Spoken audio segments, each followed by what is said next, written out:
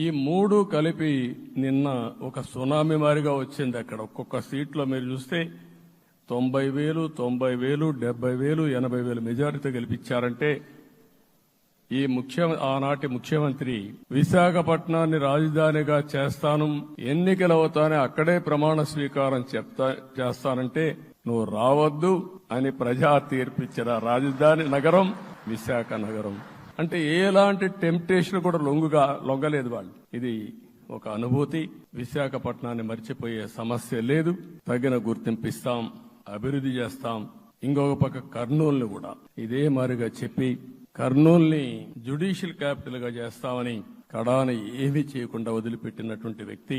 ఈ రోజు మీరు ఒక్కసారి గుర్తుపెట్టుకోవాల్సింది, నేను చాలా ఎన్నికలు చూశాను కానీ రాయలసీమలో వన్ సైడ్ ఎన్నికలు జరిగాయి. బ్రహ్మాండంగా ఓట్లేశారు. ఓట్లేయడమే కాదు,